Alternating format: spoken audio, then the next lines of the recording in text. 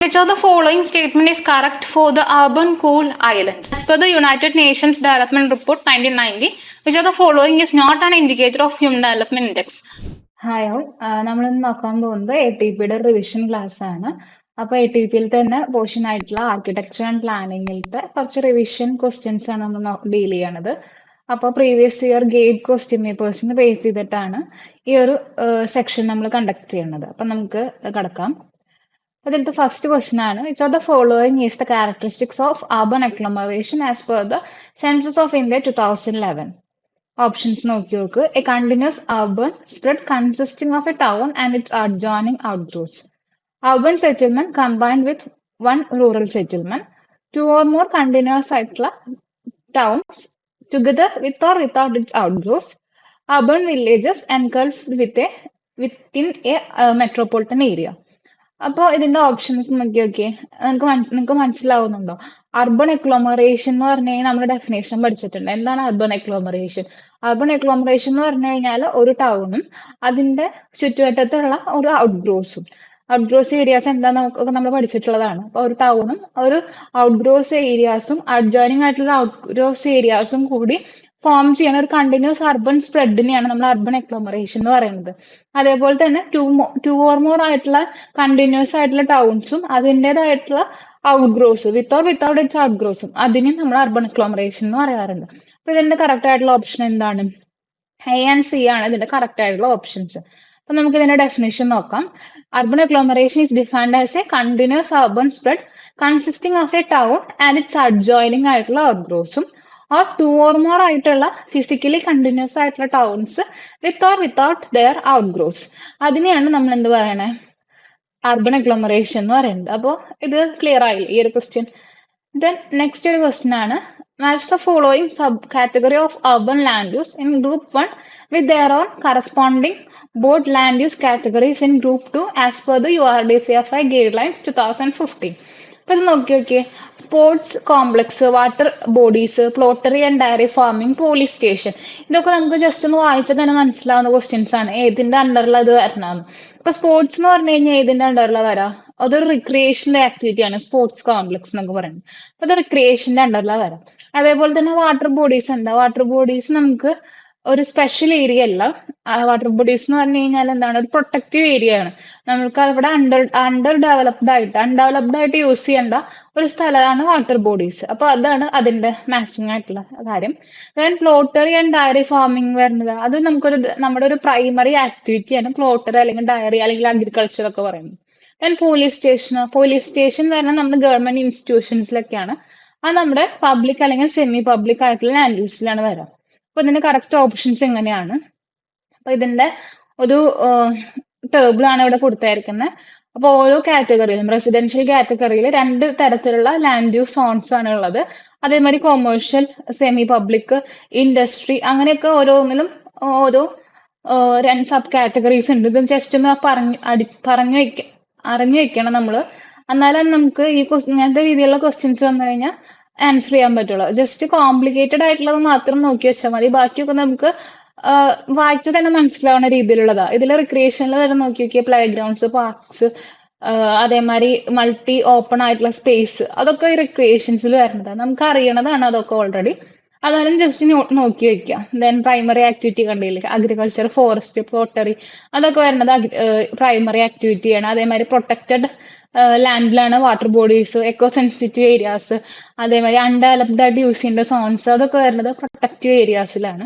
Then special ഏരിയാസിലാണ് heritage buildings, old ആയിട്ടുള്ള buildings, പിന്നെ സെൻസിറ്റീവ് വാല്യൂസ് ആയിട്ടുള്ളത്, ഗവൺമെന്റിന്റെ റെസ്ട്രിക്റ്റഡ് ഏരിയാസ്, അതൊക്കെ വരുന്നത് ഈ സ്പെഷ്യൽ ഏരിയാസിലാണ്. അപ്പൊ ഈ ടേബിള് URDPFI ഉള്ളതാണ്.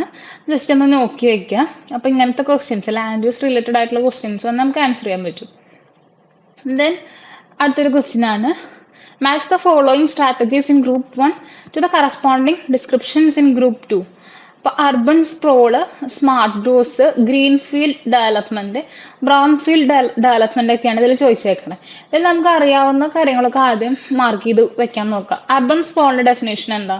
അർബൻ സ്പ്രോൾ എന്ന് പറഞ്ഞു കഴിഞ്ഞാൽ ഒരു അൺപ്ലാൻഡ് ആയിട്ടുള്ള രീതിയിൽ അർബൺ ഏരിയ സ്പ്രെഡ് ആയി പോകുന്ന ഒരു കണ്ടീഷനാണ് ഡ്യൂ ടു ഫിസിക്കൽ എക്സ്പാൻഷൻ, എന്തെങ്കിലും പോപ്പുലേഷന്റെ ഓവറായിട്ടോ അങ്ങനത്തെ കാര്യങ്ങൾ കൊണ്ടോ അർബൻ ഏരിയ ഔട്ട്സ്കേർട്സിലേക്ക് സ്പ്രെഡ് ചെയ്യുന്ന ഒരു കണ്ടീഷനാണ് അർബൻ സ്പ്രോൾ എന്ന് പറഞ്ഞു കഴിഞ്ഞാൽ. അപ്പൊ അതിനെ മാച്ച് ആയിട്ടുള്ള ഒരു ഡെഫിനേഷൻ നോക്കി നോക്കിയേ. ഫോർത്ത് വൺ നോക്കി നോക്കിയേ. Expansion of urban areas into rural areas typically characterized by low density development. അതാണ് അർബൻ സ്പ്രോളിന്റെ ഡെഫിനേഷൻ വരുന്നത്. അതേപോലെ തന്നെ സ്മാർട്ട് ഗ്രോത്ത്, അതിൻ്റെയും ഡെഫിനേഷൻ നമുക്ക് മനസ്സിലാക്കാം. സ്മാർട്ട് ഗ്രോത്ത് എന്ന് പറഞ്ഞു കഴിഞ്ഞാൽ എന്താ? Concentrating development in compact walkable urban centres to improve the health and natural environment. അതാണ് സ്മാർട്ട് ഗ്രോത്തിന്റെ ഡെഫിനേഷൻ. ദെൻ നമുക്ക് ഇനി കൺഫ്യൂഷൻ. അപ്പൊ ഇപ്പൊ നമ്മുടെ 4 ഓപ്ഷൻസ് ഉള്ളതിൽ 2 ഓപ്ഷൻസ് ഇപ്പോൾ ഓൾറെഡി നമുക്ക് എലിമിനേറ്റ് ചെയ്യാൻ പറ്റും. ഇങ്ങനെ നമുക്ക് അറിയാവുന്ന വെച്ചിട്ട് ആദ്യം മാർക്ക് ചെയ്ത് പോയി കഴിഞ്ഞാൽ. ദെൻ ഇനിയുള്ളത് ഗ്രീൻഫീൽഡ് ഡെവലപ്മെന്റും ബ്രൗൺ ഫീൽഡ് ഡെവലപ്മെന്റും ആണ്. അപ്പൊ ഗ്രീൻഫീൽഡ് ഡെവലപ്മെന്റ് എന്താ? ഗ്രീൻഫീൽഡ് ഡെവലപ്മെന്റ് വരുന്നത് ഒരു ഇതിലത്തെ ബാക്കിയുള്ള ഓപ്ഷൻസ് നോക്കി നോക്കാം. For allocating specific areas of industry activity to minimize the എൻവയോൺമെന്റൽ impact and segregate them from, അതായിരിക്കില്ല എന്തായാലും. പിന്നെ വരുന്നത് redevelopment previously utilized land often resulting a change in land use and land cover, അതായിരിക്കും. നോക്കി നോക്ക്. അപ്പൊ ഇതിന്റെ ഓപ്ഷൻസ് വരുന്നത് ഇതാണ്. ഗ്രീൻഫീൽഡ് ഡെവലപ്മെന്റ് എന്ന് പറഞ്ഞു കഴിഞ്ഞാൽ ഒരു ഡെവലപ്മെന്റ് ഓൺ പ്രീവിയസ്ലി അൺഡെവലപ്ഡ് ആയിട്ടുള്ള ഒരു ലാൻഡുമ്മ ഡെവലപ്മെന്റ് ചെയ്യണതിനെയാണ് ഗ്രീൻഫീൽഡ് ഡെവലപ്മെന്റ് വരുന്നത്. അതേമാതിരി ബ്രൗൺ ഫീൽഡ് ഡെവലപ്മെന്റ് എന്ന് പറഞ്ഞു കഴിഞ്ഞാൽ റീഡെവലപ്പിംഗ് ദ പ്രീവിയസ്ലി യൂട്ടിലൈസ്ഡ് ആയിട്ടുള്ള land often resulting the change in land use and land cover change ചെയ്തിട്ട് ഒരു റീഡെവലപ്പ് ചെയ്യണ ഓൾറെഡി യൂസ് ചെയ്തിട്ടുണ്ടായിരുന്ന ഒരു ലാൻഡിന്റെ ലാൻഡ് യൂസ് മാറ്റിയിട്ട് യൂസ് ചെയ്യണതിനെയാണ് ബ്രൗൺ ഫീൽഡ് ഡെവലപ്മെന്റ് വരുന്നത്. അതുമാതിരി ഗ്രീൻ ഫീൽഡ് ഡെവലപ്മെന്റ് എന്ന് പറഞ്ഞു കഴിഞ്ഞാൽ ഡെവലപ്ഡ് ആവാത്ത ഓൾറെഡി അൺഡെവലപ്ഡ് ആയിട്ടുള്ള ഒരു ലാൻഡിനെ ഡെവലപ്പ് ചെയ്തെടുക്കുന്നതിനെയാണ് ഗ്രീൻ ഫീൽഡ് ഡെവലപ്മെന്റ് വരുന്നത്. അപ്പൊ ഇത് മനസ്സിലായിണ്ടാവുമെന്ന് വിചാരിക്കുന്നു. ഈ ഒരു ക്വസ്റ്റ്യൻ ക്ലിയർ ആയില്ലേ?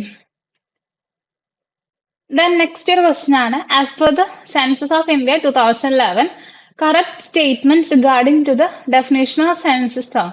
നമുക്ക് എല്ലാവർക്കും അറിയാവുന്ന ഒരു ക്വസ്റ്റ്യൻ ആണ്. അപ്പോൾ ഇതിന്റെ ഓപ്ഷൻസ് നോക്കിയാക്കാം. Minimum population size is 5000. The population density at least 400 persons per square kilometer. 55% of male working population is not engaged in agriculture. The population density at least 250 persons per square kilometer. അപ്പൊ നമ്മുടെ ആ census of ഇന്ത്യയുടെ census ടൗണിന്റെ definition എന്താണ്? Minimum population 5000 ആയിരിക്കണം. അതേമാതിരി 75% male working population not engaged in agriculture purpose. അതേമാതിരി തന്നെ population density at least 400 persons per square kilometers ആയിരിക്കണം. അപ്പൊ ഇതിന്റെ കറക്റ്റ് ആയിട്ടുള്ള ഓപ്ഷൻസ് എ ആൻഡ് ബി ആണ് കറക്റ്റ് ആയിട്ടുള്ള ഓപ്ഷൻസ് വരുന്നത്. അതേപോലെ തന്നെ സെൻസസ് ടൗണിന് ഒന്നെങ്കിൽ ഈ 3 കാറ്റഗറി, ഈ 3 കണ്ടീഷൻസ് സാറ്റിസ്ഫൈ ചെയ്യുന്നതായിരിക്കും സെൻസസ് ടൗൺ. അല്ലെങ്കിൽ ഒരു സ്റ്റാറ്റ്യൂട്ടറി ബോഡി ആയിട്ടുള്ള മുനിസിപ്പാലിറ്റിയോ കോർപ്പറേഷനോ അങ്ങനത്തെ രീതിയിലുള്ളതാണെങ്കിലും അതിന് സെൻസസ് ടൗൺ നമ്മൾ പറയും. ഇതാണ് സെൻസസ് ടൗണിന്റെ ഡെഫിനേഷൻ. ഒന്നെങ്കിൽ ഒരു മുനിസിപ്പാലിറ്റി, കോർപ്പറേഷൻ അങ്ങനത്തെ ഒരു നോട്ടിഫൈഡ് ഏരിയ കമ്മ്യൂണിറ്റി ആയിരിക്കണം. അല്ലെങ്കിൽ ഈ 3 കാറ്റഗറി ഓഫ് കണ്ടീഷൻസ് സാറ്റിസ്ഫൈ ചെയ്യുന്ന ഒരു പ്ലേസിനെ നമ്മൾ ടൗൺ എന്ന് പറയാം സെൻസസ് ഓഫ് ഇന്ത്യയുടെ പ്രകാരം. Then first category of urban യൂണിറ്റ്സിനെയാണ് നമ്മൾ സ്റ്റാറ്റ്യൂട്ടറി ടൗൺസ് എന്ന്, സെക്കൻഡ് കാറ്റഗറി ഓഫ് ടൗൺസിനെയാണ് സെൻസസ് ടൗൺസ് എന്ന് നമ്മൾ പറയുന്നത്. ജസ്റ്റ് ഒന്ന് അറിഞ്ഞു വെക്കാം. ദെൻ നെക്സ്റ്റ് ഒരു ക്വസ്റ്റ്യൻ ആണ്. As per the right to fair compensation and transparency in land acquisition, rehabilitation, resettlement act 2013, the dash determines the dash for the compensation of land acquisition. ഇത് നമുക്ക് കളക്ടർ ആണോ planning officer ആണോ decide ചെയ്യണേ? Market value ആണോ circle rate ആണോ നമ്മൾ നോക്കിയാൽ മതി. അപ്പോൾ ഇതിലെ നമുക്കറിയാം മാർക്കറ്റ് വാല്യൂ ആണ് നമ്മൾ കൊടുക്കേണ്ടത്. ഒരു ലാൻഡിന് നമ്മൾ കൊടുക്കേണ്ടത് മാർക്കറ്റ് വാല്യൂ അല്ല. അപ്പൊ അതിൽ നമുക്ക് കൺഫ്യൂഷൻ ഇല്ല. അപ്പൊ എ ഓർ ബി ആണ് ആൻസർ വരുന്നത്. ദെൻ ഇത് ഡിറ്റർമൈൻ ചെയ്യുന്നത് ആരാ? പ്ലാനിംഗ് ഓഫീസർ ആണോ? അല്ല, പ്ലാനിംഗ് ഓഫീസർ അല്ല, കളക്ടർ ആണ് ഇത് ഡിറ്റർമൈൻ ചെയ്യുന്നത്. അപ്പൊ കളക്ടർ ആൻഡ് മാർക്കറ്റ് വാല്യൂ ആണ് ഇതിന്റെ കറക്റ്റ് ആയിട്ടുള്ള ഓപ്ഷൻസ്. അപ്പോൾ ഈ right to fair compensation and transparency in land acquisition, rehabilitation, settlement act 2013 collector ആണ് responsible for determining the market value for the land. അപ്പൊ ഇതിന് കറക്റ്റ് ഓപ്ഷൻ എ ആണ്. Then next question. Match the books group 1 with corresponding authors in group 2. ഇത് urban ഡിസൈനിൽ വരുന്ന കുറച്ച് questions ആണ്. അതിന് റിലേറ്റ് ചെയ്ത് വരുന്ന ക്വസ്റ്റ്യൻസ് ആണ്. അപ്പോൾ സിറ്റീസ് ഓഫ് പീപ്പിൾ, ആർക്കിടെക്ചറിന്റെ form, space and order, the death and the life of great American cities, the image of the city. അപ്പൊ ഇതില് നമുക്ക് അറിയണ ഒരു ഫേമസ് ആയിട്ടുള്ള ബുക്കാണ് the image of the city. അതാരാ എഴുതിയേക്കണേ? കെവിൻ ലിഞ്ച് ആണ് എഴുതിയേക്കണേ. അപ്പൊ അത് ജസ്റ്റ് നമുക്ക് മാച്ച് ചെയ്യാൻ പറ്റും. അതേപോലെ തന്നെ the death and the life of great American cities എഴുതിയത് ജെനെ ജേക്കബ്സ് ആണ്. അതും നമുക്ക് മാച്ച് ചെയ്യാൻ പറ്റും. പിന്നെയുള്ള രണ്ടെണ്ണാണ് കൺഫ്യൂഷൻ ആയിട്ട് വരാം. സിറ്റീസ് ഓഫ് ദ പീപ്പിളും അതേമാതിരി architecture, form, space and order. ഇതിൽ സിറ്റീസ് ഓഫ് പീപ്പിളിനേക്കാളും architecture, form, space and order നമുക്ക് കുറച്ചുകൂടി അറിഞ്ഞിരിക്കേണ്ട ബുക്കാണ്. അത് ഫ്രാൻസിസ് DK ചിൻ എഴുതിയിട്ടുള്ള ഒരു ബുക്കാണ്. അതേപോലെ തന്നെ cities for the people Jan ഗെല്ലിന്റെ ഒരു ബുക്കാണ്. അപ്പോൾ ഈ ബുക്കിന്റെ പേരും അതിന്റെ ഓതേഴ്സും നമ്മൾ ജസ്റ്റ് പഠിച്ചു വെക്കണം. ഇതല്ലാണ്ട് കുറച്ചുകൂടി ബുക്സ് ഉണ്ട്, അതും കൂടി റെഫർ ചെയ്ത് പഠിക്കണം അർബൻ ഡിസൈനിലത്തെ. ദെൻ നെക്സ്റ്റ് ഒരു ക്വസ്റ്റ്യൻ ആണ്, match the following UNESCO world heritage sites in group 1 with the relevant historic significance in group 2. അപ്പോൾ ഇതിൽ world city of Jaipur, Fatehpur Sikri, group of monuments of Hampi, Dholavira Harappa city. അപ്പൊ ഇതില് നമുക്ക് ഹംപിയുടെ നമുക്കറിയാം. ഹംപി എന്ന് പറഞ്ഞു കഴിഞ്ഞാൽ നമുക്ക് ഈ ഓപ്ഷൻസ് വായിച്ചാൽ നമുക്ക് മനസ്സിലാവും. ഹംപി എന്ന് പറയുന്നത് വിജയനഗര എംപയറിന്റെ ഒരു ക്യാപിറ്റൽ ആയിരുന്ന ഒരു സ്ഥലമായിരുന്നു ഹംപി. അപ്പോൾ നമുക്ക് മാച്ച് ചെയ്യാൻ പറ്റും. 4 ആയിട്ട് മാച്ച് ചെയ്യാൻ പറ്റും. ദെൻ ബാക്കി ഓപ്ഷൻസ് നോക്കിക്കഴിഞ്ഞാൽ ഇത് ധോളാവീർ ഹാരപ്പ സിറ്റി എന്ന് പറഞ്ഞു കഴിഞ്ഞാൽ നമ്മുടെ ഹാരപ്പൻ സിവിലൈസേഷന്റെ കാലത്തുണ്ടായിരുന്നതാണ്. അപ്പൊ ആ ഒരു സിവിലൈസേഷന്റെ സമയത്ത് എന്തായിരുന്നു, ഒരു ബ്രോൺസ് ഏജ് അർബൻ സെറ്റിൽമെന്റ് ആയിരുന്നു അപ്പൊ ഉണ്ടായിരുന്നത്. അപ്പോൾ എസ്സും നമുക്ക് 5 ആയിട്ട് മാച്ച് ചെയ്യാൻ പറ്റും.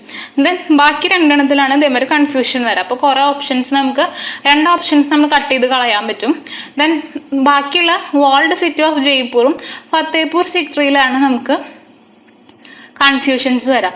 അപ്പൊ ഇതില് ഫത്തേപൂർ സിക്രി ആരുടെ ആയിരുന്നു? മുഗൾ എംപയറിന്റെ ആയിരുന്നു ഫത്തേപൂർ സിക്രി. ആ ഒരു മുഗൾ എറയിൽ പ്ലാൻ ചെയ്തിട്ടുള്ള ഒരു ആർക്കിടെക്ചർ ബിൽഡിംഗ് ആണ്. 16th സെഞ്ചുറിയിൽ ബിൽഡ് ചെയ്തതാണ് ഫത്തേപൂർ സിക്രി. അതേമാതിരി തന്നെ ജയ്പൂരിന്റെ വാൾഡ് സിറ്റി വരുന്നത് 18th സെഞ്ചുറിയിലായിരുന്നു. ഒരു ഗ്രിഡ് അയൺ പാറ്റേൺ ആയിട്ടുണ്ടായിരുന്ന ഒരു സംഭവമായിരുന്നു വാൾഡ് സിറ്റി ഓഫ് ജയ്പൂർ. അപ്പോൾ ഈ ഒരു കോമ്പിനേഷൻസ് മനസ്സിലായെന്ന് വിചാരിക്കുന്നു. Then next ഒരു ക്വസ്റ്റ്യൻ ആണ്, which of the following cities predominantly has a grid iron pattern, grid iron street pattern? അപ്പം കാർഗോ, ചണ്ഡീഗഡ്, ഫിലാഡൽഫിയ, വെനീസ്. അപ്പൊ ഇതിൽ നമുക്ക് ഓൾറെഡി നമുക്ക് അറിയുന്ന ഒരു ഓപ്ഷനാണ് ചണ്ഡീഗഡ്. നമുക്കറിയാം ഗ്രിഡ് അയൺ സിറ്റി ആണ്, ഗ്രിഡ് അയൺ പാറ്റേൺ ഉള്ള ഒരു സ്ഥലമാണ്. ദെൻ അതേപോലെ തന്നെ ഉള്ള ഒരു സ്ഥലമാണ് ഫിലാഡൽഫിയ. പണ്ടത്തെ കാലത്ത് ഇതേമാതിരി രണ്ടിനും ഗ്രിഡ് അയൺ പാറ്റേൺ ആണ് ഉണ്ടായിരുന്നത്. കറക്റ്റ് ആയിട്ടുള്ള grid iron pattern predominantly follow ചെയ്തിട്ടുള്ള 2 cities ആണ് ചണ്ഡീഗഡ് ആൻഡ് ഫിലാഡൽഫിയ. ബാക്കി രണ്ടെണ്ണം അതിന്റെ ഓപ്ഷൻസ് അല്ല. Then next വരുന്നതാണ്, as per the UN sustainable development goals, urban health is the delete with sustainable development goal 3 and sustainable development goal 6 that are dash and dash respectively. അപ്പോൾ നമുക്ക് ഈ sustainable development goals 17 എണ്ണാണ് നമുക്കറിയാം. അപ്പൊ അതിന്റെ ഒക്കെ പേര് ഓരോന്നും ഏതാണെന്ന് ജസ്റ്റ് പഠിച്ചു വെക്കുക. അപ്പോൾ സസ്റ്റൈനബിൾ ഡെവലപ്മെന്റ് 3 and 6 എന്താ വരുന്നത്? അപ്പോൾ good health and wellbeing, clean water and sanitation വരുന്നുണ്ട്, റെഡ്യൂസ് ഇൻഇക്വാലിറ്റീസ്, ഹൈ ന്യൂട്രീഷൻസ് വരുന്നുണ്ട്, reduce inequality, sustainable cities and communities വരുന്നുണ്ട്, good health and wellbeing, high nutritions വരുന്നുണ്ട്. അപ്പോൾ നമ്മളെ ഈ സസ്റ്റൈനബിൾ ഡെവലപ്മെന്റ് ഗോൾസിന്റെ ചാർട്ട് ഒന്ന് നോക്കി വെക്കുക. 17 എണ്ണാണുള്ളത്. അതിലത്തെ 3 and 6 എന്ന് പറയുമ്പോൾ ഗുഡ് ഹെൽത്ത് ആൻഡ് വെൽബീയിങ്ങും ക്ലീൻ വാട്ടർ ആൻഡ് സാനിറ്റേഷനും ആണ് അതിന്റെ കറക്റ്റ് ആയിട്ടുള്ള ആൻസർ. ദെൻ അടുത്തൊരു ക്വസ്റ്റ്യൻ ആണ്, the concept of dash is primarily used to describe an urban area with plenty of green spaces and water bodies to retain or detain the rainwater. അപ്പോൾ ഈ ഒരു കൺസെപ്റ്റിന് എന്താ പറയാ, ഒരു അർബൺ ഏരിയയിൽ പ്ലെന്റി ഓഫ് ഗ്രീൻ സ്പേസസ് ഉണ്ട്, water bodies ഉണ്ട്. അത് കാരണം കൊണ്ട് തന്നെ റെയിൻ വാട്ടറിനെ അതിൽ റീറ്റെയിൻ ചെയ്യാൻ സഹായിക്കണ അങ്ങനത്തെ ഒരു സിറ്റി. ആ ഒരു സിറ്റിയാണ് നമുക്ക് ഈ വാക്ക് കേൾക്കുമ്പോൾ തന്നെ, ഈ ഒരു സെന്റൻസ് കേൾക്കുമ്പോൾ തന്നെ നമുക്ക് മനസ്സിലാവാതെ എന്താണ് സ്പോഞ്ച് സിറ്റി ആണോ, എയറോ സിറ്റി ആണോ, 15 മിനിറ്റ് സിറ്റി ആണോ, കോമ്പാക്ട് സിറ്റി ആണോ. അപ്പൊ ഇതിൽ നിന്നാണ് നമുക്ക് മനസ്സിലാക്കാൻ സാധിക്കും, ആ ഒരു ഡെഫിനേഷൻ നമുക്ക് മനസ്സിലാക്കാൻ പറ്റും. ഇതൊരു സ്പോഞ്ച് പോലെ ആക്ട് ചെയ്യുന്നതാണ് കഴിഞ്ഞാൽ ഗ്രീൻ സ്പേസസും വാട്ടർ ബോഡീസും കാരണം അതിന്റെ റെയിൻ വാട്ടറിനെ റിട്ടേൺ ചെയ്യാൻ സഹായിക്കുന്ന പോലത്തെ സിറ്റിയാണ്. അപ്പൊ അതിന് എന്താ പറയാ, സ്പോഞ്ച് സിറ്റിയാണ് വരുന്നത്. ബാക്കി കോമ്പാക്ട് സിറ്റി, 15 മിനിറ്റ് സിറ്റി ഒന്നും ഇതിൽ ഇൻക്ലൂഡ് ചെയ്തിട്ടുള്ള സിറ്റി അല്ല. അപ്പൊ സ്പോഞ്ച് സിറ്റി ആണ് ഇതിന്റെ കറക്റ്റ് ആയിട്ടുള്ള ആൻസർ. Then next ഒരു question ആണ്, in Burger's concentrated zone model 1920 dash is characterized by the mixed residential and commercial establishment, zone of better housing, zone of independent working classes, zone of transition, zone of high class homes on outskirts of the outer suburbs. അപ്പോൾ concentrated theory നമ്മൾ പഠിച്ചിട്ടുള്ളതാണ് ബർഗസിന്റെ. അപ്പോൾ അതിന്റെ chart, അതിന്റെ ഈ ഒരു chart നമുക്ക് മനസ്സിലാക്കാൻ സാധിക്കും. 5 സോൺസ് ആയിട്ടാണ് നമ്മൾ തിരിച്ചേക്കണേ. സെൻട്രൽ ബിസിനസ് ഡിസ്ട്രിക്റ്റ് ഉണ്ട്, അതിന് ചുറ്റോറം ട്രാൻസിഷൻ സോൺ ഉണ്ട്, പിന്നെ ഒരു വർക്കിംഗ് ക്ലാസിന്റെ ഒരു സ്ഥലമുണ്ട്, അത് കഴിഞ്ഞിട്ട് റെസിഡൻഷ്യൽ ദെൻ കമ്പ്യൂട്ടർ സോൺ ആയിട്ടാണ് ഡിവൈഡ് ചെയ്തേക്കുന്നത്. ഈ ട്രാൻസിഷൻ സോൺ എന്ന് പറഞ്ഞു കഴിഞ്ഞാൽ അവിടെ മിക്സ്ഡ് റെസിഡൻഷ്യലും കൊമേഴ്ഷ്യലും ഉള്ള ഒരു സ്ഥലമാണ് ഈ ട്രാൻസിഷൻ സോൺ. അപ്പൊ ഇതിന്റെ കറക്റ്റ് ആയിട്ടുള്ള ആൻസർ എന്താ, zone of transition. C option ആണ് ഇതിന്റെ കറക്റ്റ് ആയിട്ടുള്ള ആൻസർ. അപ്പോൾ ഈ ബർഗസ് മോഡലിന്റെ ഒപ്പം തന്നെ, കോൺസെൻട്രേറ്റഡ് മോഡലിന്റെ ഒപ്പം തന്നെ സെക്ടർ തിയറി, മൾട്ടിപ്പിൾ ന്യൂക്ലിയർ തിയറിയും പഠിച്ചു വെക്കുക. ഓരോന്നിലും ഇതേപോലത്തെ സോൺസ് ഉണ്ട്, അതും നമ്മൾ ജസ്റ്റ് നോക്കി വെക്കുക. ആരാണ് ഇത് കണ്ടുപിടിച്ചത്, ഏത് ഇയർ ആണെന്നും കൂടി ഒപ്പം പഠിച്ചു വെക്കുക. ദെൻ അടുത്തൊരു ക്വസ്റ്റ്യൻ ആണ്, in landscaping Miyawaki technique is used for creating water bodies to stop the rapid urbanization, curing scrubs in urban plantation, creating dense forests with native plants, identifying sites for urban vertical garden. അപ്പോൾ ഈ Miyawaki എന്ന് പറഞ്ഞൊരു ടെക്നിക്കാണ്, കുറച്ച് നാളായിട്ട് use ചെയ്യുന്ന ഒരു ടെക്നിക്കാണ്. അപ്പോൾ ഈ ഒരു ടെക്നിക്ക് എന്താണ് മിയാവാക്കി എന്ന് പറഞ്ഞു കഴിഞ്ഞാല്, മിയാവാക്കി ഫോറസ്റ്റിനെ റിസ്റ്റോറേഷൻ ചെയ്യണ പോലത്തെ ഒരു ടെക്നിക്കാണ്. ഇഫക്റ്റീവ് ട്രീ പ്ലാന്റിങ്, അങ്ങനെ ഫോറസ്റ്റ് പെട്ടെന്ന് ക്വിക്ലി ക്രിയേറ്റ് ചെയ്യണ പോലത്തെ, ഓൺ ഡിഗ്രേഡഡ് ലാൻഡില് ഫോറസ്റ്റ് പെട്ടെന്ന് ക്രിയേറ്റ് ചെയ്യുന്ന പോലത്തെ ഒരു ടെക്നിക്കാണ് ഈ മിയാവാക്കി എന്ന് പറഞ്ഞ ടെക്നിക്ക്. അപ്പോൾ ഈ ടെക്നിക്കിന്റെ ഒരു പ്രൈമറി ഫോക്കസ് എന്ന് പറഞ്ഞു കഴിഞ്ഞാൽ എന്താണ്, native forest by native trees വഴിയായിട്ട്. അപ്പോൾ dense forest with native plants ആണ് ഇതിന്റെ കറക്റ്റ് ആയിട്ടുള്ള ഓപ്ഷൻസ്. നാറ്റീവ് ട്രീസ് ഉപയോഗിച്ച് ഡെൻസ് ഫോറസ്റ്റ് ഉണ്ടാക്കുക, പെട്ടെന്ന് തന്നെ ഡെൻസ് ഫോറസ്റ്റ് ഉണ്ടാക്കുക, അതാണ് ഈ മിയാവാക്കി ടെക്നിക്കിന്റെ ഉദ്ദേശം. അപ്പൊ ഇതിന്റെ കറക്റ്റ് ആയിട്ടുള്ള ഓപ്ഷൻ സി ആണ്, creating dense forest with native plants. Then, as per URDPFI guideline 2015, the suggested population served by a single unit neighborhood park for plain area is 5,000, 15,000, 35,000, 50,000. അപ്പൊ ഇതില് നമ്മൾ URDPFIയിലുള്ള ഒരു ടേബിൾ ആണ് നൈബർഹുഡ് പാർക്ക്, പ്ലെയിൻ ഏരിയയിൽ neighbourhood പാർക്കിന്റെ അല്ലെങ്കിൽ plain ഏരിയയിലുള്ള different types of open സ്പേസസിന്റെ പോപ്പുലേഷൻ എത്രത്തോളം സെർവ് ചെയ്യണമെന്ന്. ഇതാണ് അതിന്റെ ഒരു ചാർട്ട് വരുന്നത്. സ്പോർട്സ് ഫെസിലിറ്റീസ് ആയിട്ടുള്ള recreation facilities like residential play unit, neighbourhood park, ഡിസ്ട്രിക്റ്റിന്റെ sports centre, divisional sports centre, ഇതിലൊക്കെ എത്രത്തോളം പോപ്പുലേഷൻ സെർവ് ചെയ്യണമെന്നാണ് ഈ ഒരു ടേബിളിൽ പറയുന്നത്. അപ്പൊ ഇതിൽ നമുക്ക് നോക്കിയാൽ മനസ്സിലാവും, നൈബർഹുഡ് പ്ലേ ഏരിയ എന്ന് പറഞ്ഞു കഴിഞ്ഞാൽ 15,000 പോപ്പുലേഷൻ സെർവ് ചെയ്യേണ്ട ഒരു യൂണിറ്റ് ആണ്. അപ്പൊ ഇതിന്റെ കറക്റ്റ് ആയിട്ടുള്ള ഓപ്ഷൻ എന്താ, 15,000 ആണ് ഇതിന്റെ കറക്റ്റ് ആയിട്ടുള്ള ഓപ്ഷൻ. Then next question ആണ്, as per the United Nations Development Report 1990, which of the following is not an indicator of Human Development Index? ഇപ്പൊ ഹ്യൂമൻ ഡെവലപ്മെന്റ് ഇൻഡെക്സിന്റെ ഇൻഡിക്കേറ്റേഴ്സ് എന്തൊക്കെയാണ്? Life expectancy at birth, expected years of schooling, per capital gross income, national income, mortality rate. അപ്പോൾ ഈ ഒരു chart നോക്കിയാൽ മനസ്സിലാവും. അപ്പൊ നമുക്ക് HDI human development ഇൻഡെക്സിന് കുറച്ച് ഡയമെൻഷൻസ് ഉണ്ട്. ലൈഫ് എക്സ്പെക്ടൻസി ഇൻഡെക്സ് ഉണ്ട്, എഡ്യൂക്കേഷൻ ഇൻഡെക്സ് ഉണ്ട്, GNI, ഗ്രോസ് നാഷണൽ ഇൻകമിന്റെ ഇൻഡെക്സ് ഉണ്ട്. ഇതിൽ തന്നെ ഈ ഇൻഡെക്സിൽ തന്നെ വീണ്ടും ഇൻഡിക്കേറ്റേഴ്സ് ഉണ്ട്. അപ്പൊ ലൈഫ് എക്സ്പെക്ടൻസിയിൽ വരുന്നത് ലൈഫ് എക്സ്പെക്ടൻസി അറ്റ് ബർത്തിൽ വരുന്ന ഇൻഡിക്കേറ്റർ ആണ്. അതേപോലെ എഡ്യൂക്കേഷനിൽ വരുന്നത് എക്സ്പെക്ടഡ് ഇയർ ഓഫ് സ്കൂളിംഗ്, എത്രത്തോളം ഇയർ നമ്മൾ സ്കൂളിംഗ് ചെയ്തിട്ടുണ്ട്, അതേപോലെ മീൻ ഇയർ ഓഫ് സ്കൂളിംഗ് ആണ് ഈ എഡ്യൂക്കേഷൻ ഇൻഡെക്സിൽ വരുന്നത്. ദെൻ GNI ഇൻഡെക്സിൽ വരുന്നത് GNI പെർ ക്യാപിറ്റ. ഈ മൂന്നെണ്ണമാണ് എന്ത് ഇൻഡിക്കേറ്റേഴ്സ് ആയിട്ട് വരുന്നത് ഓരോ ഡയമെൻഷൻസിന്റെ. അപ്പൊ ഇതില് ഓഡ് വൺ ഏതാണ്? മോർട്ടാലിറ്റി റേറ്റ് ആണ് നമുക്കിതില് ഓഡ് വൺ ആയിട്ടുള്ളത്. ബാക്കി ലൈഫ് എക്സ്പെക്ടൻസിയും എക്സ്പെക്ടഡ് ഇയർ ഓഫ് സ്കൂളിംഗ് അതേപോലെ തന്നെ GNIയും നമ്മുടെ HDIയുടെ ഇൻഡിക്കേറ്റേഴ്സ് ആണ്. മോർട്ടാലിറ്റി ആണ് ഇതിന്റെ odd one option. Then as per the acoustics logarithm scale, the world city is referred as.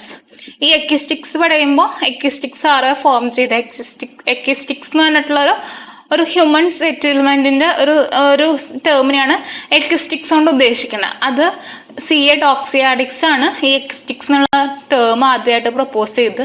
അപ്പൊ ഈ എക്വിസ്റ്റിക്സിൽ തന്നെ വേൾഡ് സിറ്റീനെ CA ഡോക്സിയാഡിക്സ് ഒരു പേര് കൊടുത്ത് വിളിച്ചിട്ടുണ്ടായിരുന്നു. അതെന്താണെന്നാണ് ചോദിക്കണേ. മെഗാപോളിസ് ആണ്, കോണബ്രേഷൻ ആണ്, എക്രോപോളിസ് ആണ്, ന്യൂമനോപോളിസ് ആണ്. അപ്പോൾ വേൾഡ് സിറ്റീനെ എക്വിസ്റ്റിക്സിലെ CA ഡോക്സിയാഡിക്സ് വിളിച്ചിരുന്ന പേരാണ് ന്യൂമനോപോളിസ്. ബാക്കി മെഗാപോളിസ് അല്ല. കോണോബ്രേഷൻ നമുക്ക് ഓൾറെഡി അറിയാം. മെഗാപോളിസ് എന്ന് പറഞ്ഞു കഴിഞ്ഞാൽ ഒരു ലാർജ് സിറ്റി തന്നെയാണ് മെഗാപോളിസ് എന്ന് പറയുന്നത്. അതേമാതിരി തന്നെ എക്രോപോളിസ് എന്ന് പറഞ്ഞു കഴിഞ്ഞാൽ ഒരു ഹൈറ്റ്, ഒരു ഹില്ലിന്റെ മുകളിലൊക്കെയുള്ള ഒരു സാനിറ്ററി ബിൽഡിങ്ങിനൊക്കെയാണ്, അല്ലെങ്കിൽ ഒരു സാനിറ്ററി അങ്ങനത്തെ പോലത്തെ ഒരു സ്ഥലത്തിനെയാണ്, ടെമ്പിൾ പോലത്തെ അങ്ങനത്തെ ഒരു സ്ഥലമല്ലേ, ഹൈ ഹില്ലിന്റെ മുകളിലത്തെ അങ്ങനത്തെ ഒരു ടെമ്പിളോ അങ്ങനത്തെ ചർച്ച് പോലത്തെ അങ്ങനത്തെ സ്ഥലങ്ങളിലൊക്കെയാണ്, ഹില്ലിന്റെ മുകളിലത്തെ സ്ഥലങ്ങളിലാണ് അക്രോപോളിസ് കൊണ്ട് ഉദ്ദേശിക്കുന്നത്. ബാക്കി ഈ വേൾഡ് സിറ്റിയുടെ ആ ടേമിനെ പറയണത് ന്യൂമനോപോളിസ് ആണ്. അപ്പോൾ CA ഡോക്സിയാഡ്സിന്റെ എക്വിസ്റ്റിക്സിൽ അതേപോലെ തന്നെ 5 എലമെന്റ്സ് ഉണ്ട്. അതും നോക്കി വെക്കുക. 5 എലമെന്റ്സിനെ കുറിച്ച് പറഞ്ഞിട്ടുണ്ട്. അപ്പൊ അതൊക്കെ ഈ CA ഡോക്സിയാഡ്സ് നോക്കുമ്പോൾ ഒപ്പം നോക്കി വെക്കുക. ദെൻ നെക്സ്റ്റ് ഒരു ബുക്കിന്റെ ഒരു ഓഥറിനെ കുറിച്ചിട്ടാണ് പറയുന്നത്. The author of the book human aspects of urban form is Cliff Moughtin, Amos Rapoport, Peter Gass, Lewis Mumford. ഇതിലെ കറക്റ്റ് ആയിട്ടുള്ള ആൻസർ ആമോസ് റാപ്പോർട്ട് ആണ്. അപ്പൊ ബാക്കിയുള്ളവരുടെ കുറച്ച് ബുക്സ് ആണ് ഇവിടെ കൊടുത്തേക്കുന്നത്. ക്ലിഫ് മൗണ്ടിങ്ങിന്റെ അർബൻ ഡിസൈൻ ഗ്രീൻ ഡയമെൻഷൻസും urban design street and square ആയിട്ടുള്ള 2 ബുക്കാണ് ക്ലിഫ് മൗണ്ടിന്റെ ഫേമസ് ആയിട്ടുള്ള 2 ബുക്ക്. അതേമാതിരി പീറ്റർ ഗാസിന്റെ ഒരു ബുക്കാണ് the new urbanism towards a architecture of community.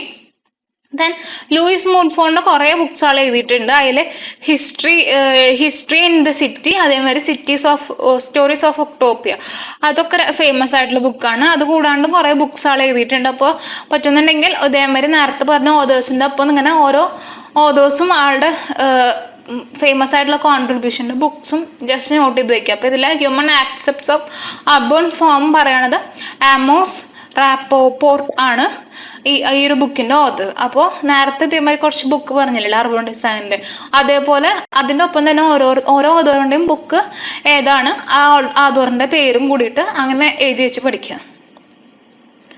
Then which of the following statement is correct for the urban cool island? അപ്പോൾ urban heat ഐലൻഡിനെ കുറിച്ച് പറഞ്ഞിട്ടുണ്ട്. അതേപോലെ തന്നെ ഒരു ടേമാണ് അർബൻ കൂൾ ഐലൻഡ്. അപ്പോൾ urban cool island and urban heat island cannot appear in a city at the same time. Air temperature of surrounding rural areas is warmer than the urban area. Air temperature of surrounding rural areas is cooler than the urban area. Urban cool island happens only in snow-clad mountain. അപ്പോൾ ഇതിന്റെ correct ആയിട്ടുള്ള statements എന്താണെന്ന് ചോദിച്ചേക്കണേ. അപ്പൊ ഈ urban cool island എന്ന് പറയുമ്പോൾ എന്താ, urban heat island നമ്മൾ പഠിച്ചിട്ടുണ്ട്. അർബൻ ഹീറ്റ് ഐലൻഡ് എന്ന് പറഞ്ഞു കഴിഞ്ഞാൽ സറൗണ്ടിങ് ഏരിയാസിൽ നിന്നും ആ ഒരു ഏരിയ കുറച്ചുകൂടെ വാമർ ആയിരിക്കും. സറൗണ്ടിങ് ഏരിയാസിനേക്കാളും ആ ഒരു ഏരിയ സെന്ററത്തെ ഏരിയ വാമർ ആണെന്നുണ്ടെങ്കിൽ ആ ഒരു ഏരിയ എന്ന് പറയുന്നതാണ് urban heat island. Same concept തന്നെയാണ് അർബൻ കൂൾ ഐലൻഡും. സറൗണ്ടിങ് ഏരിയാസിനേക്കാളും ആ നടുവിലുള്ള ആ ഒരു ഏരിയ കൂളർ ആണെന്നുണ്ടെങ്കിൽ ആ ഒരു ഏരിയനെയാണ് അർബൻ കൂൾ ഐലൻഡ് എന്ന് പറയുന്നത്. അപ്പൊ അർബൻ കൂൾ ഐലൻഡിന്റെ പ്രത്യേകത എന്താ, ഈ നടുവിലുള്ള ഏരിയ കൂളർ ആയിരിക്കും ദാൻ സറൗണ്ടിങ് ഏരിയാസ്. അപ്പൊ അതിന് മാച്ച് ചെയ്തിട്ടുള്ള ഡെഫിനേഷൻ ഏതാണെന്ന് നോക്കി. and air temperature of surrounding rural areas is warmer than that of the urban area. അപ്പോൾ അർബൺ ഏരിയയുടെ ടെമ്പറേച്ചർ കുറവും സറൗണ്ടിങ് ആയിട്ടുള്ള റൂറൽ ഏരിയാസിൽ ടെമ്പറേച്ചർ വാമറും ആണെന്നുണ്ടെങ്കിൽ അതിനെ പറയുന്നതാണ് അർബൻ കൂൾ ഐലൻഡ്. അപ്പൊ ഇതിന്റെ കറക്റ്റ് ആയിട്ടുള്ള ഡെഫിനേഷൻ ഓപ്ഷൻ ബി ആണ്. Then next ഒരു question ആണ്, as per the URDPFI guidelines 2015, choose the options which is indicates the appropriate hierarchy of plans from the higher order to lower order. അപ്പോൾ ഇതിൽ നമുക്ക് options നോക്കാം. നമുക്ക് perspective plan, development plan, local area plan, development plan, special purpose plan, annual plan, local area plan, development plan, annual plan, special purpose plan, perspective plan, local area plan. നമുക്കറിയാം ഏറ്റവും high ആയിട്ടുള്ള plan ആണ് perspective plan. Four 30 ഇയേഴ്സിനോട് നമ്മൾ create ചെയ്യുന്ന ഒരു plan തന്നെയാണ്. 30 years horizon പീരീഡിൽ നമ്മൾ ക്രിയേറ്റ് ചെയ്യുന്ന ഒരു പ്ലാൻ തന്നെയാണ് നമ്മൾ പെർസ്പെക്റ്റീവ് പ്ലാൻ എന്ന് പറയുന്നത്. അപ്പൊ പെർസ്പെക്റ്റീവ് പ്ലാൻ ആണ് ഏറ്റവും ടോപ്പിലായിട്ടുള്ള പ്ലാൻ. ആൻഡ് പെർസ്പെക്റ്റീവ് പ്ലാൻ കഴിഞ്ഞു വരുന്ന പ്ലാനാണ് ഡെവലപ്മെന്റ് പ്ലാൻ. 20 to 30 ഇയേഴ്സിന്റെ ഒരു പീരീഡിൽ നമ്മൾ കൺസ്ട്രക്ട് ചെയ്യുന്ന ഒരു പ്ലാൻ തന്നെയാണ് ഡെവലപ്മെന്റ് പ്ലാൻ വരുന്നത്. ദെൻ ഡെവലപ്മെന്റ് പ്ലാനിന്റെ അടിയിലേക്ക് വരുന്നതാണ് ലോക്കൽ ഏരിയ പ്ലാന്. അതിന്റെ അടിയിലേക്ക് വരുന്നത് തന്നെയാണ് special purpose plan, annual plan ഒക്കെ ആയിട്ട് വരുന്നത്. അപ്പൊ ഇതിന്റെ കറക്റ്റ് ആയിട്ടുള്ള ഓർഡർ നോക്കി നോക്കിയേ. കറക്റ്റ് എ ഓപ്ഷൻ കറക്റ്റ് ആണ്, perspective plan, development plan, local area plan. ബിയും ഓൾസോ കറക്റ്റ് ആണ്. നോക്കി നോക്കിയേ, ഡെവലപ്മെന്റ് പ്ലാൻ കഴിഞ്ഞിട്ട് വരുന്നതാണ് സ്പെഷ്യൽ പർപ്പസ് പ്ലാൻ. അത് കഴിഞ്ഞിട്ട് വരുന്നതാണ് ആനുവൽ പ്ലാൻ. ഫോർ 1 ഇയറിനൊക്കെയാണ് ആയിട്ട് വരുന്നതാണ് annual plan. Special purpose plan ഒരു 5 to 20 ഇയേഴ്സിനൊക്കെ വരുന്നതാണ് സ്പെഷ്യൽ പർപ്പസ് പ്ലാൻ. ദെൻ അടുത്തൊരു ഓപ്ഷൻ സി നോക്കി നോക്കിയാൽ local area plan, development plan. അതെന്തായാലും വരും, ഡെവലപ്മെന്റ് പ്ലാൻ ആണ് ഏറ്റവും ഫസ്റ്റ് വരുന്നത്. Then special purpose plan, perspective plan അതും വരില്ല, കാരണം പെർസ്പെക്റ്റീവ് പ്ലാൻ ആണ് ഫസ്റ്റ് വരേണ്ടത്. സി ആൻഡ് ഡി അല്ല, എ ആൻഡ് ബി ആണ് കറക്റ്റ് ആയിട്ടുള്ള ഓപ്ഷൻസ്. അപ്പൊ ഈ ഒരു ടേബിള് URDPFI ഉള്ളതാണ്. ഇത് ജസ്റ്റ് നോക്കി വെക്കുക, എന്താണ് ഓരോ പ്ലാനിന്റെ സ്കോപ്പ് നോക്കി വെക്കുക. പെർസ്പെക്റ്റീവ് പ്ലാൻ എന്ന് പറഞ്ഞു കഴിഞ്ഞാൽ ഒരു ഹൈ ടേം വിഷനോട് കൂടിയിട്ട് ഒരു പോളിസി ഫ്രെയിം വർക്കിന് വേണ്ടിയിട്ട് ഉണ്ടാക്കുന്നതാണ് പെർസ്പെക്റ്റീവ് പ്ലാൻ. 20 to 30 ഇയേഴ്സിന്റെ ഒരു ടൈം ഫ്രെയിം വർക്കിലാണ് പെർസ്പെക്റ്റീവ് പ്ലാൻ ഉണ്ടാക്കുന്നത്.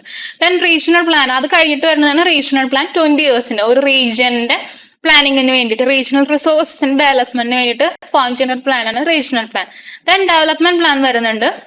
അതേമാതിരി തന്നെ അർബൺ ഏരിയാസ് അല്ലെങ്കിൽ ഒരു ചെറിയ അർബൺ ഏരിയാസിന്റെ ഒരു കൺട്രോൾ ചെയ്യാൻ വേണ്ടിയിട്ടൊക്കെ ഫോം ചെയ്യുന്ന ഒരു പ്ലാനാണ് ഡെവലപ്മെന്റ് പ്ലാൻ. 20 to 30 ഇയേഴ്സിനെയാണ് ഡെവലപ്മെന്റ് പ്ലാനിന്റെ ഒരു കാലാവധി വരുന്നത്. ദെൻ ലോക്കൽ ഏരിയ പ്ലാൻ ഉണ്ട്, ഓരോരോ ലോക്കൽ ഏരിയക്കും വേണ്ടിയിട്ടുള്ള പ്ലാൻസ് 5 to 20 ഇയേഴ്സ് വരുന്നത്.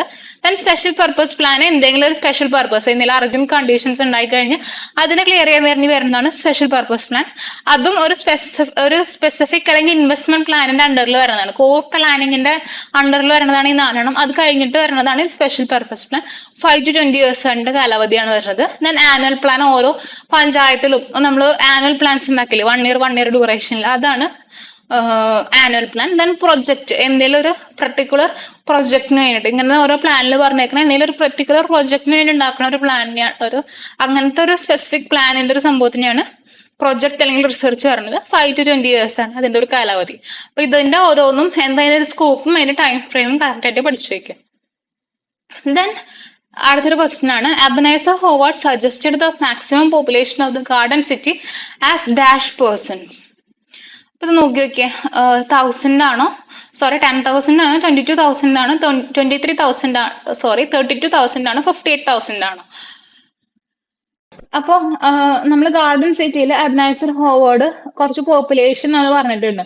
പോപ്പുലേഷന്റെ മാക്സിമം പോപ്പുലേഷൻ, ആ ഒരു സിറ്റിയിലേക്കുള്ള മാക്സിമം പോപ്പുലേഷൻ എന്ന് പറഞ്ഞിട്ട് ആളൊരു പോപ്പുലേഷന്റെ കൗണ്ട് പറഞ്ഞിട്ടുണ്ട്. അത് എത്രയായിരുന്നു?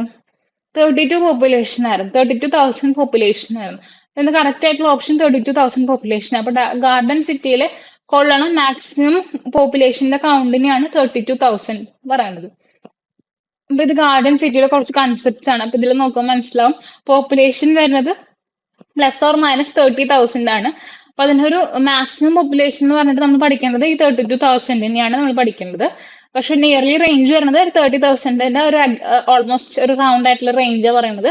32,000 ആണ് മാക്സിമം വരുന്ന പോപ്പുലേഷൻസ്. അതേമാതിരി ഡെൻസിറ്റി ഓഫ് ഫാമിലീസ്, ഒരു ഏക്കറിൽ വരുന്ന ഡെൻസിറ്റീസ് ഓഫ് ഫാമിലി 12 ഫാമിലീസ് ഒക്കെ വരാൻ പാടുള്ളൂ എന്നാണ് പറയുന്നത്. Green belt area of 5,000 acres വരണം എന്നൊക്കെയാണ് പറഞ്ഞേക്കുന്നത്.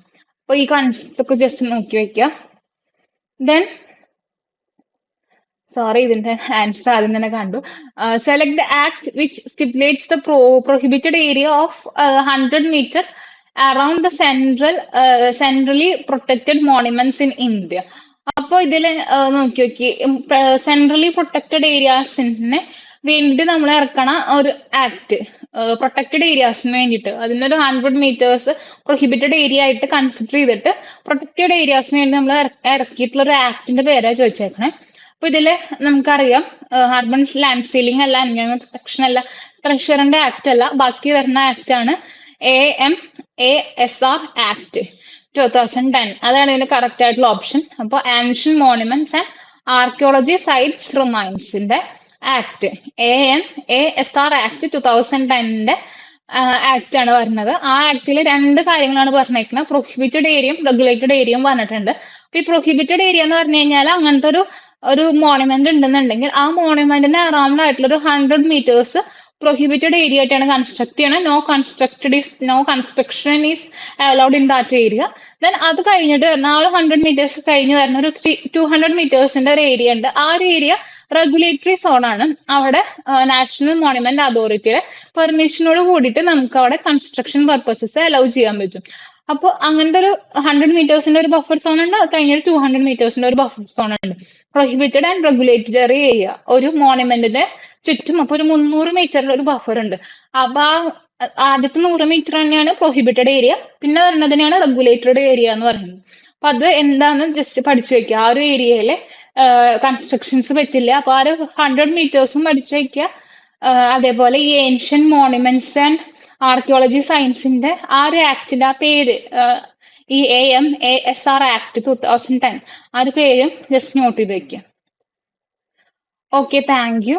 അപ്പോൾ നമ്മൾ ഇത്ര ക്വസ്റ്റ്യൻസ് ആണ് ഈ ഒരു ലൈവില് നമ്മൾ കംപ്ലീറ്റ് ചെയ്യാൻ ഉദ്ദേശിച്ചിട്ടുണ്ടായിരുന്നത്, ഈ ഒരു സെക്ഷനിൽ കംപ്ലീറ്റ് ചെയ്യാൻ ഉദ്ദേശിച്ചിട്ടുണ്ടായിരുന്നത്.